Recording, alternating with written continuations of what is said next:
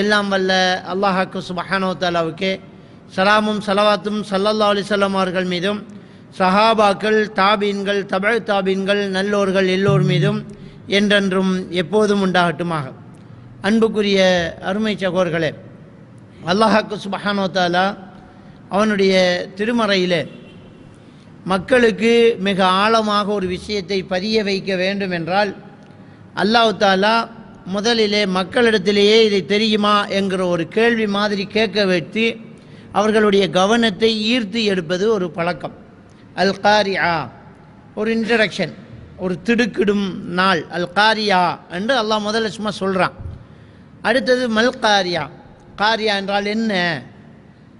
உமா அதுராக்க மல் காரியா, அது என்னவென்று உமக்கு எது அறிவித்தது அப்படிங்கிறத அல்லாஹ் தஆலா கேட்டுட்டு அதுக்கு பிறகு அது என்ன அப்படின்னு சொல்லுவான். ஏன்னா மக்கள் மனசில் அது ஆழமாக பதியணுங்கிறதுனால அல்லாஹ்வுடைய கற்பித்தல் முறையில் அது உண்டு. முதல்ல ஒரு அறிமுகம், ஒரு இன்ட்ரடக்ஷன், அதுக்கு பிறகு அதை பற்றி யோசிங்க அப்படின்னு யோசனையை தூண்டி விடுறது. அதுக்கு பிறகு இதை பற்றி யாராவது இதுக்கு முன்னே சொல்லி இருக்கிறாங்களா அப்படின்னு தேட விடுறது. அப்போ மனசில் ஒரு தாகம் ஏற்படும், தெரிஞ்சு கொள்ளணும் அப்படின்ற ஒரு தாகம் ஏற்படும். இதைத்தான் இன்றைக்கி எஸ்கியூ ஃபார் ரீடிங் மெத்தட்ன்னு சொல்லி பிள்ளைகள் ஈஸியாக படிக்கிறதுக்கான ஒரு முறையாக இன்றைக்கி உலகத்தில் உள்ள உளவியல் அறிஞர்களுடைய அந்த ஆய்வில் எடுத்து வைக்கிறாங்க. இதை நபிகள் நான் ஸல்லல்லாஹு அலைஹி வஸல்லம் அவர்களும் அல்லாஹ் ஆரம்பத்திலே நமக்கு அப்படித்தான் சொல்லி இருக்கிறாங்க. பெருமானா ஸல்லல்லாஹு அலைஹி வஸல்லம் அவர்கள் சஹாபாக்களை பற்றி கேட்குறாங்க. மனின் முஃப்லிஸ், முஃப்லிஸ் என்றால் யார் அப்படின்னு கேட்குறாங்க. அப்போ சஹாபாக்கெல்லாம் யார் அப்படின்னு அவங்களுக்குள்ளேயே யோசிக்க தொங்குறாங்க. கேட்குறாங்க, யார் முஃப்லிம்? பங்குரோத்துக்காரன். முஃப்லிஸ் என்றால் பங்குரோத்துக்காரன் யார் சொல்லுங்க பார்க்கலாம் அப்படின்னா அவங்களுக்கு தெரிஞ்சதை சொல்கிறாங்க. மன்லா இந்த ஹுதீனாருன் வலா திர்ஹமும் வலலம் தியா, யாருக்கிட்ட காசு, பணம், சொத்து, சுகம் எதுவுமே இல்லையோ அவன் தான் வங்குரோத்துக்காரன் யார் சொல்லாங்கிறாங்க. அப்போ தேடல் வந்துடுச்சு. அதே மாதிரி நபிகள் நான் ஸல்லல்லாஹு அலைஹி வஸல்லம் அவங்க நேராங்க வங்குரோத்துக்காரன் உண்மையிலே அவங்க கிடையாது. இந்த உலகத்தில் நோன்பு பிடிச்சிருப்பான், தொழுதிருப்பான், சக்காத்து கொடுத்திருப்பான், நன்மைகள் எல்லாம் செஞ்சிருப்பான், மறுமையில் எல்லா நன்மைகளோடும் வந்து நிற்பான். அவர் சக்காத்து கொடுத்திருக்கிறாரு, தொழுதிருக்கிறாரு, நோன்பு பிடிச்சிக்கிறாரு, தர்மங்கள் செஞ்சுக்கிறாரு, எல்லாமே வந்து ஹஜ்ஜெல்லாம் செஞ்சுட்டு வந்து நிற்பார். ஆனால் இன்னொருத்தனுக்கு அவர் அநியாயம் செஞ்சிருப்பார், இவர் தொழுக அங்கே பெய்த்திரும். இன்னொருத்தனை ஏசி இருப்பார், இவருடைய நோன்பு பெய்த்திரும். அடிச்சிருப்பார், உரிமையை பறிச்சிருப்பார், உயிரை எடுத்திருப்பார், எல்லா நன்மைகளும் போய் வெறும் கையோடு நிற்பார்.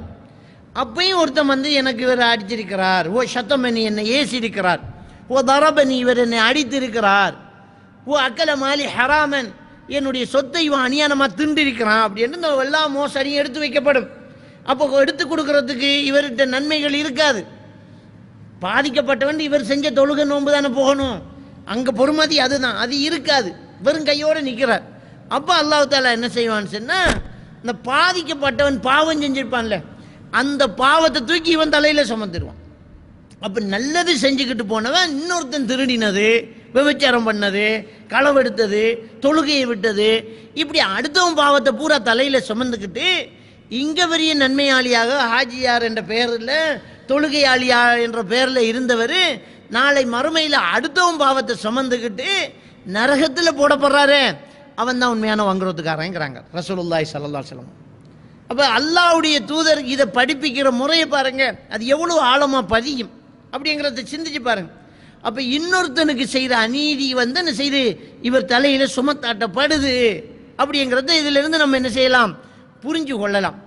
இதே மாதிரி தான் அல்லாஹ்வுக்கு சுப்ஹானஹு வ தஆலா அவனுடைய திருமறையில் அல் ஹாக்கா அப்படிங்கிறான். அரபியில் வந்து அல் ஹாக்கா ஹக்கு, ஹக்கண்டா நிச்சயமானது, உண்மையானது, அல் ஹாக்கான்னா நிச்சயமானது, யதார்த்தமானது அப்படின்ற அர்த்தம். அப்படி அல்லாஹ் தஆலா அல் ஹாக்காங்கிறான். மல் ஹாக்கா, ஹாக்கா என்றால் என்ன அப்படிங்கிறான். அந்த நிச்சயமானது என்றால் எது அப்படின்னு மக்கள்கிட்ட கேள்வி கேட்குறான். ஒமா அதுராக்க மல் ஹாக்கா, இந்த நிச்சயமானது என்ன, அல் ஹாக்கா என்றால் என்ன என்று உமக்கு ஏதாவது இது அறிவித்து இருக்கிறதா, யாராவது அறிவித்து இருக்கிறாங்களா அப்படின்ட்டு அல்லாஹ் கேட்குறான். இப்போ நமக்கெல்லாம் ஹாக்கா என்றால் என்ன, நிச்சயமானது, நிச்சயமானது, நிச்சயமானதுன்னா என்ன நிச்சயமானது அப்படின்னு தேவை உண்டாகுது.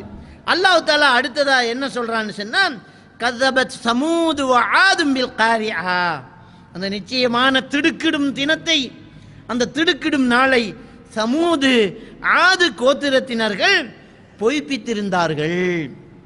இதுக்கு முன்னாடி வாழ்ந்த பலமான சமுதாயம் இவங்க. இந்த சமூது ஆது கோத்திரத்தினர்கள் எப்படிப்பட்டவர்கள் என்றால் ரொம்ப பலமானவர்கள். மலையை குடைஞ்சி வீடு செஞ்சவங்க. அவங்க வீட்டை மலையை குடைஞ்சி செஞ்ச அந்த டெக்னாலஜி இன்னைக்கும் யோசிக்கிறாங்க, எப்படி செஞ்சாங்கன்னு தெரியல. மலையை குடைஞ்சி தூணு வச்சு அதுக்குள்ள குடைஞ்சி வீடாக வசிச்சிருக்கிறாங்க. இன்னைக்கு வரைக்கும் அவர்கள் வாழ்ந்த இடங்கள் ஒரு ஒரு உலகத்தினுடைய ஒரு ஒரு பழமை வாய்ந்த ஒரு ஒரு நூதன பொருளாக அது இன்னைக்கு பாதுகாக்கப்பட்டு இருக்கு. யோசிக்கிறாங்க என்ன டெக்னாலஜி இதை யூஸ் பண்ணியிருப்பாங்க, இந்த மலை கல்லை கரைக்கிறதுக்கு என்ன டெக்னாலஜி பயன்படுத்தியிருப்பாங்க, இப்போ கூட முடியலையே அப்படி என்று யோசிக்கிற அளவுக்கு ரொம்ப பலமானவங்க, மலையை குடைகிற அளவுக்கு பலமானவங்க.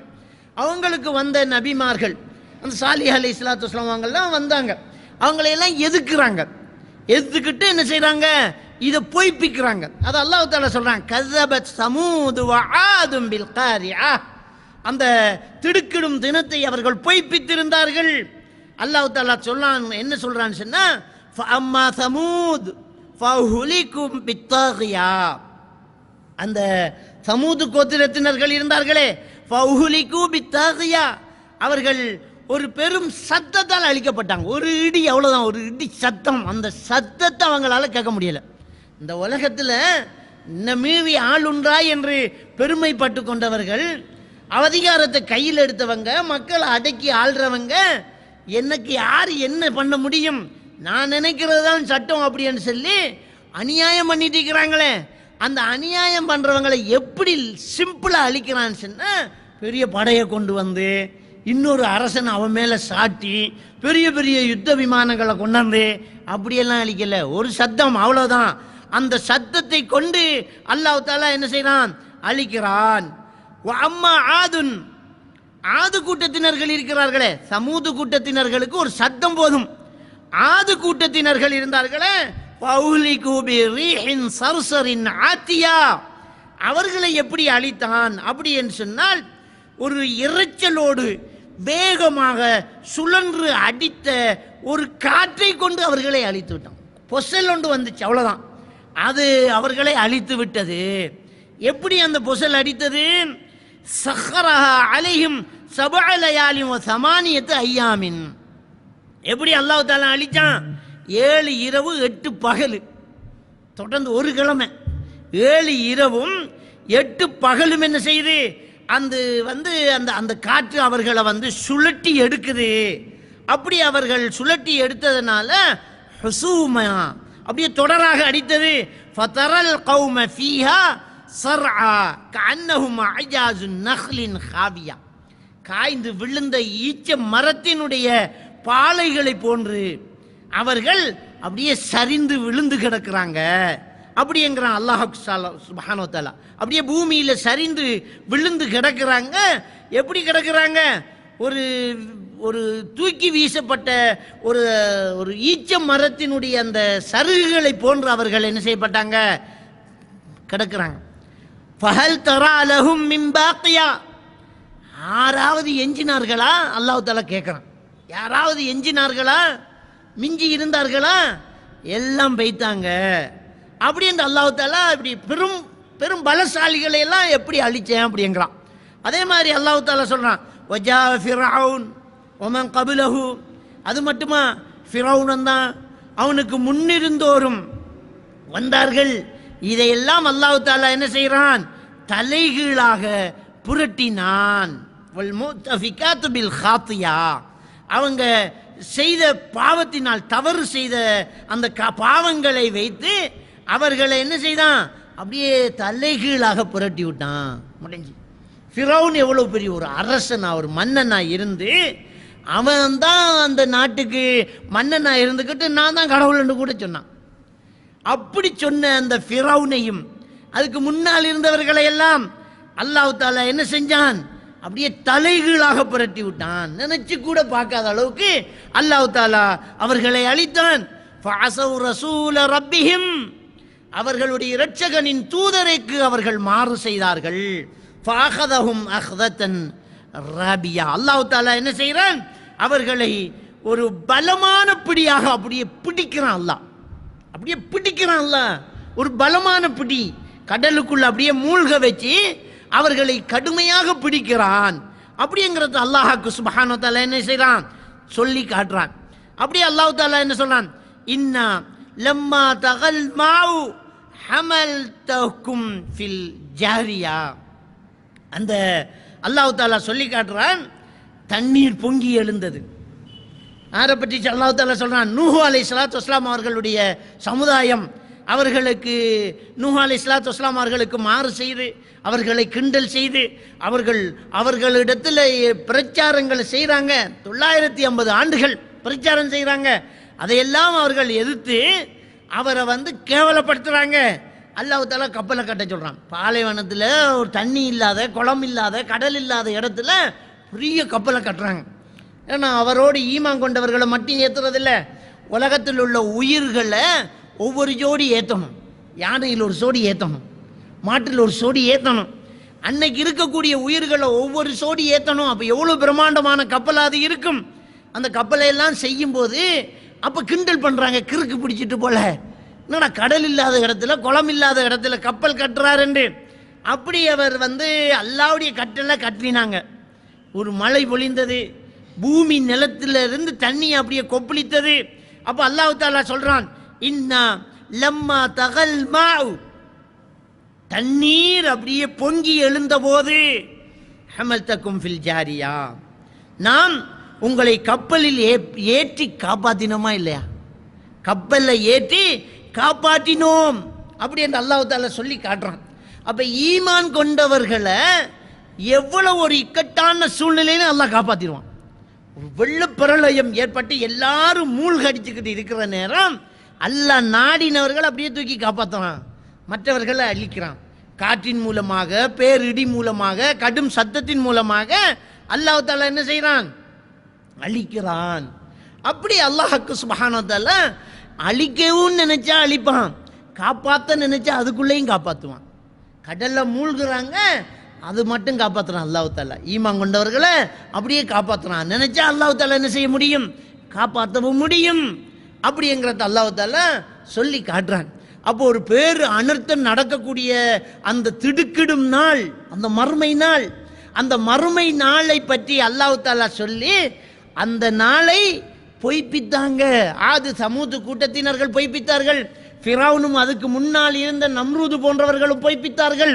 பொய்ப்பித்தவர்களை எல்லாம் அல்லாஹ் அழித்து காட்டினான். அது அவர்களுக்கு ஏற்படக்கூடிய அல் கியாமத்து சுகுரா என்று அதை சொல்றது. கியாமா சுகுரா என்றால் என்ன, ஒவ்வொருத்தருக்கும் மரண நேரம் கியாமா சுகுரா. உலகத்தில் உள்ள எல்லாருக்கும் ஏற்படக்கூடியது அல் கியாமா குபுராங்கிறது. அது கடைசி மறுமையின் வரக்கூடிய கடைசி அழிவு, சூர் ஊதப்படுற நாள். அந்த சூர் ஊதப்படுற நாள் கடைசியானது, அது கியாமத்து குப்ரா. ஆனால் இது கியாமா சுகுரா. இந்த கியாமாவை நிராகரிச்சுட்டாங்க. மறுமை நாள் நடக்கும், எல்லோரும் எழுப்பப்படுவாங்க அப்படிங்கிறத நிராகரிச்சிருந்தார்கள் என்று அல்லாஹ்வுக்கு சுப்ஹானஹு வ தஆலா சொல்றான். அதைத்தான் எப்படி அல்லாஹ் தஆலா ஞாபகப்படுத்துறான்னு சொன்னால், கேள்வியை கேட்டு மனசுக்குள்ள பதிய வச்சு அதை பற்றி திரும்ப யோசிக்க வச்சு இது இருக்குது அப்படிங்கிறான். அப்போ இன்னைக்கு உலகத்தில் நபிகள் நாயகம் ஸல்லல்லாஹு அலைஹி வஸல்லம் அவர்கள் சொன்ன அந்த ஹதீது அரங்கேறிக்கிட்டு இருக்கிறத நாங்கள் பார்க்கலாம். என்ன ஹதீது? இன்னைக்கு மக்கள் அநீதி இழைக்கப்படுறாங்களே, மக்களுக்கு கொடுமைகள் நடந்துக்கிட்டு இருக்குதே, அதுக்கெல்லாம் எப்படி கூலி கொடுக்கப்படும்? நபிகள் நாயகம் ஸல்லல்லாஹு அலைஹி வஸல்லம் அவர்கள் சொன்னார்கள், நாளை மறுமையில் முஸ்லிம் கிரந்தத்தில் பதிவாக இருக்கக்கூடிய ஒரு ஹதீஸ், இந்த முஸ்லிம்களில் இருந்து பல கூட்டங்கள் அப்படியே நிற்பாங்க. முஸ்லிம்கள் கூட்டமாக நிற்பாங்க. மலையாக பாவம் செய்தவர்களாக அவங்க இருப்பாங்க. விளங்கிட்டா? அப்போ இந்த முஸ்லிம்கள் கூட்டமா என்ன, ஒவ்வொரு பகுதியில் வாழ்ந்த அப்படியே முஸ்லிம்கள் நிற்க போகிறாங்க. மலையாக பாவம் செஞ்சிருப்பாங்க.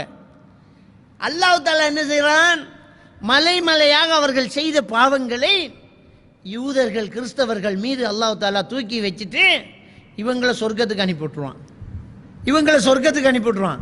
அவங்கள நரகத்துக்கு அனுப்புகிறான். வெளிப்படையில் இந்த ஹதீஸை பார்த்தா அல்லாஹ் தஆலா என்ன செய்கிறான், இந்த நாள் மறுமை நாளையில் அல்லாஹ் தஆலா எல்லா மக்களையும் எழுப்பி வச்சுட்டு, இன்றைய யௌம லா துல்லூரு நஃப்ஸுன், எந்த ஒரு ஆத்மாவும் இன்றைக்கு அநீதி விளைவிக்கப்படாது, வலா துஜ்ஸௌன இல்லா மா குன்தும் தஅலம், நீங்கள் தஅமலூன், நீங்கள் செஞ்சதை தவிர வேறு எதுக்கும் உங்களுக்கு கூலி கொடுக்கப்படாது. இது அல்லாஹ் தஆலா யாசின் சூராவில் 54வது வசனத்தில் சொல்லி காட்டுறான். நீங்கள் செஞ்சதுக்கு தான் கூலி, வேற ஒருத்தர் செஞ்சதுக்கு உங்களுக்கு கூலி இல்லை. இன்னைக்கு யாருக்கு எந்த அநீதியும் நடக்காது. இப்படி அல்லாஹ் தஆலா சொல்கிறான். இந்த ஹதீஸை எடுத்து பார்த்தா முஸ்லீம் கிரந்தத்தில் முஸ்லீம்கள் மலையாக பாவம் செஞ்சுட்டு வருவாங்க. அந்த பாவத்தை தூக்கி யூத கிறிஸ்தவர்கள் தலையில் தூக்கி வச்சு அவங்கள நரகத்துக்கு அனுப்புவான், இவங்களை சொர்க்கத்துக்கு அனுப்புவான் அப்படி என்று அல்லாஹ் தஆலா அவருடைய தூதர் ஸல்லல்லாஹு அலைஹி வஸல்லம் சொல்கிறாங்க. ஒமா யன்திகு அனில் ஹவா, அவள் மனோய்ச்சி பிரகாரம் எதுவுமே பேச மாட்டார். இன் ஹுவ இல்லா வஹீன் யூஹா, அவர் பேசினா அதுவும் வஹீதான், ஹதீதும் ஒரு வஹீதான். ஏன்னா ஒரு சிலர் ஹதீது ஏலாம், ஹதீதை நிராகரிச்சுட்டு குர்ஆன் மட்டும் என்று ஒரு சிலர் குக்கரிச்சுக்கிட்டு இருக்கிறாங்க. அவங்க குர்ஆன் மட்டும்தானா, ஹதீஸை ஏற்றுக்கொள்ள இயலாதான், அதை எப்படி நம்புறது, அதில் ஒன்று கொண்டு முரண் இருக்கிறது. அவங்களுக்கு அடிப்படை அறிவே இல்லை. ஹதீதை எப்படி அறிவிப்பாளர் வரிசையில் எடுத்தோமோ அதே மாதிரி அறிவிப்பாளர் வரிசையிலையும் தான் குர்ஆனையும் எடுத்திருக்கிறோம். ஹதீஸை நிராகரித்தா குர்ஆனை நிராகரிக்கத்தான் வேணும். ஏன்னா குர்ஆனும் அறிவிப்பாளர் வரிசையில் எடுத்தது தான். இன்னார் இன்னார் இன்னார் சொன்னாங்க, நபி அவர்கள் இப்படி ஓதினாங்க, அதுவும் வஹி இதுவும் வஹி. அந்த குர்ஆன்லே அல்லாஹ் தஆலா சொல்லி காட்டுறான், அல்லாஹ்வுடைய தூதருக்கு நாம் வஹியை கொடுத்தோம், கொடுத்த வஹியை விளங்கப்படுத்துவதற்கு இன்னொன்றையும் சேர்த்து கொடுத்தோங்கிறான் அல்லாஹ். அப்போ ஹதீஸு குர்ஆன் ரெண்டையும் தான் எடுக்கணும். அப்போ இந்த ஹதீது இந்த குர்ஆனுக்கு முரண்படுதான்னு கேட்டால் முரண்படலை. ஒரு சிலர் பாருங்கள் முரண்படுது. குர்ஆனில் அல்லாஹ் இன்னொரு ஆத்மா ஒருத்தர் செய்த பாவத்தை சுமக்காதுங்கிறான். ஹதீதில் பாருங்கள் இவங்க செஞ்ச பாவத்தை யூத கிறிஸ்தவர்கள் தலையில் போடப்படுதுன்னு சொல்கிறாங்க. அப்போ ஒன்று கொண்டு முரண். அப்படி என்றால் முரண் எங்கே இருக்குதுன்னா நம்ம புத்தியில் இருக்குது, நமக்கு அதை பார்க்க தெரியலை. முரண் என்றால் என்ன, நமக்கு தான் பார்க்க தெரியல, நம்ம அதை விளங்கினது பிழை. நம்ம எப்போவுமே அந்த முரண் என்று நாம் பார்க்குறோமே, நமக்கு புரிய தெரியல, அவ்வளோதான். அல்லாஹ் தஆலா அவனுடைய திருமறையில் இன்னொருத்தருடைய சுமையை அவர் சுமக்க மாட்டார் என்று சொல்கிறான். அதே அல்லாஹ்வுடைய வஹியை நபிகள் நான் ஸல்லல்லாஹு அலைஹி வஸல்லம் அவங்க சுமக்கிறாங்க என்றால் அல்லாஹ்வுடைய குர்ஆனுக்கு நேராக பாருங்க, அவங்க சுமந்தது அவங்க செஞ்ச வினயத்தான் சுமந்திருக்கிறாங்க, அவங்க செஞ்ச வினயத்தான் சுமக்கிறாங்க. எப்படி சுமக்கிறாங்க, அதுக்கு அழகா இன்னொரு ஹதீது விளக்கம் தருது. நம்ம நேரத்தோட பார்த்தோமே, பங்குரோத்துக்காரன் யார் தெரியுமா, நன்மைகளோட நிற்பான். அவன் செஞ்ச நன்மைகளை எல்லாம் யாருக்கு கொடுக்க போகிறான், அவனால் பாதிக்கப்பட்டவனுக்கு கொடுக்க போகிறான். கொடுக்கறதுக்கு நன்மை இல்லாட்டில் அவனுடைய பாவத்தை எடுத்து சுமக்க போகிறான். இப்போ இந்த முஸ்லீம்கள் கொத்து கொத்தாக கூட்டம் கூட்டமாக மறுமையில் எழுப்பப்படுவாங்க. அவங்க மலையாக பாவம் செஞ்சிருக்கிறாங்க. அப்போ என்ன அர்த்தம், பாவம் செஞ்சுக்கிட்டு இருந்த முஸ்லீம்கள் இந்த யூத கிறிஸ்தவர்களில் ஒரு சாராரினால் அநீதியாக கொத்து கொத்தாக கொல்லப்பட்டிருக்கிறார்கள். இன்னைக்கு நடக்குது. அநியாயமாக முஸ்லீம்களை கொள்கிறார்களே, குண்டு வைக்கிறார்கள். நான் தீவிரவாதியை தேடுறோம் போட்டு ஆப்கானிஸ்தானில் குண்டு வைத்தான், தீவிரவாதியை தேடுறான், உசாமாவை தேடுறவன் அங்கே குண்டு வைக்கிறான். இப்படி தீவிரவாதியை தேடுறான், தீவிரவாதியை தேடுறவன் முஸ்லீம் பொதுமக்களையும் அப்பாவிகளையும் கொள்றான். இது சும்மா எல்லா இடத்துலையும் இப்படியாக முஸ்லீம்களை அநியாயமாக கொல்ல அவர்களுக்கு அநீதி செய்ய அதுக்கெல்லாம் அல்லாஹ் தஆலா தீர்ப்பு வழங்கணும். இல்லை, நாளை மறுமையில் எல்லா அநீதி செய்த அக்கிரமக்காரர்களும் எழும்பி நிற்பாங்க. அங்கே எல்லாம் ராஜா கிடையாது. இந்த உலகத்தில் வேண்டுமென்றால் நான் அதிகாரியாக இருக்கலாம், ராஜாவாக இருக்கலாம். அங்கே அதொன்றும் கிடையாது. எழும்பி நிற்பாங்க. அங்கே அல்லாஹ் தீர்ப்பு கொடுப்பான். எடுத்து கொடுக்காங்க, நன்மையே இருக்காது. நீ தான் ஈமான் கொள்ளலையே, நீ தான் நன்மையை செய்யலையே, உன்னுடைய நன்மை எதுவுமே எடுபடாது. அப்போ அவனுக்கிட்ட எடுக்கிறதுக்கு நன்மை இல்லாட்டி இந்த பாதிக்கப்பட்ட அப்பாவி மக்கள், இந்த முஸ்லீம்கள் சொர்க்கம் போகிறதுக்கு அல்லாஹ் தஆலா வாய்ப்பாக எடுக்கிறான் பாருங்க. அநியாயமாக நம்ம முஸ்லீம்களை கொள்றாங்கிறமே ஒன்றும் கவலை கிடையாது, லேசாக சொர்க்கம் போக போகிறாங்க, அவ்வளோதான். அவன் செஞ்ச பாவத்தை அள்ளி கட்டுறாங்க, வேற ஒன்றுமே கிடையாது. அவன் செஞ்ச பாவத்தை எல்லாம் அள்ளி கட்டுறாங்க. அந்த பாவத்தை எடுத்து இவர்கள் தலையில் சுமத்தாட்டப்படுது. கொத்து கொத்தாக வந்த முஸ்லீம்கள் மலையாக பாவம் செஞ்சிருக்கிறாங்க. அந்த பாவங்களை எல்லாம் தூக்கி அல்லாஹ் தஆலா வைக்கிறான். அநியாயமாக அடுத்தவன் தலையில் வைக்கல. இவங்க சாவுறதுக்கு அவன் தான் காரணம், இவங்க வாழ்க்கையில் கஷ்டப்படுறதுக்கு அவன் தான் காரணம். அவங்க செஞ்ச தந்திரோபாயத்தால் இவன் வாழ்க்கையில் சிரமப்பட்டான், இவன் வாழ்க்கையில் கல்லோலப்பட்டான், மனசு நோவடிச்சிருக்கிறான், பயத்தை உண்டாயிருக்கிறான், பீதியை கிளப்பியிருக்கிறான், நோயை பரப்பியிருக்கிறான், வைரஸை அடிச்சிருக்கிறான். இதனால் நாங்கள் பாதிக்கப்படுறோம், தொழிலை இழந்திருக்கிறோம், வருமானத்தை இழந்திருக்கிறோம், கல்வியை இழந்திருக்கிறோம், வாழ்வாதாரத்தை இழந்திருக்கிறோம், வாழ்க்கையை இழந்திருக்கிறோம், உயிரை இழந்திருக்கிறோம், உறவை இழந்திருக்கிறோம். இதுக்கெல்லாம் காரணமாயிருந்த சூத்திரதாரியை கண்டுபிடிக்க நமக்கு முடியாது, மலக்குமார்களுக்கு முடியும். அல்லாஹ்வுக்கு தெரியும் இதை பரப்பினவன் யாரு, செஞ்சவன் யாரு, இந்த துரோகி யாரு, எல்லாம் தெரியும். ஆக தீர்ப்பு நாள் ஒன்று இருக்குது இல்ல, அதுல நியாயமான தீர்ப்பு கிடைக்கும் இல்ல, அந்த தீர்ப்பு எப்படி இருக்கும்? இவங்க செஞ்ச பாவங்களை எல்லாம் அவங்க சுமக்க போறாங்க. எல்லார் பாவத்தும் எடுத்தால் சொர்க்கம் தானே, லேசா சொர்க்கம் போகலாமா இல்லையா? சொர்க்கம் கிடைக்க போகுது. இதுதான் இந்த மறுமை நாள் பற்றிய செய்தியும் அங்கு நடக்கக்கூடிய அந்த விசாரணை பற்றி ஸல்லல்லாஹு அலைஹி வஸல்லம் அவர்கள் அறிவித்ததும். அன்புக்குரிய அருமை சகோதரர்களே, தொடர்ந்து அல்லாஹ் தஆலா அல் ஹாக்காங்கிற அந்த அத்தியாயத்தில் தொடர்ந்து சொல்லி காட்டுறான். வைதா நுஃபிக ஃபி சூரி நஃப்கத்தன் வாஹிதா, அந்த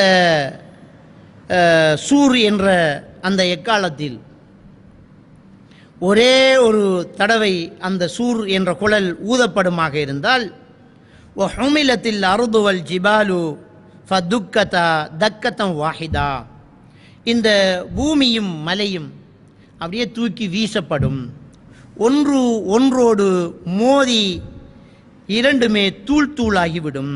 ஃபயௌமைதின் வக்அத்தில் வாக்கியா, அந்த நாளிலே நாம் அந்த நிகழ வேண்டிய அந்த மாபெரும் நிகழ்வை நிகழ்த்தி விடுவோம், அந்த நாள் நடந்துவிடும் அப்படின்னு சொல்லி அல்லாஹ் தஆலா அந்த மறுமை நாள் நிகழக்கூடிய அந்த விஷயத்தை சொல்லி காட்டுறான். அன்புக்குரிய அருமை சகோதரர்களே, இப்படி அல்லாஹ்க்கு சுப்ஹானஹு வ தஆலா அந்த அல் ஹாக்கா என்றால் அந்த வாக்கியா, அது நிகழக்கூடிய அந்த நாள், அந்த மறுமை, அந்த சூர் ஊதப்பட்டு மக்கள் எல்லாம் கல்லோலப்பட்டு நிற்கக்கூடிய அந்த நாள் என்பதை அல்லாஹ் தஆலா தெளிவாக சொல்லி காட்டுறான்.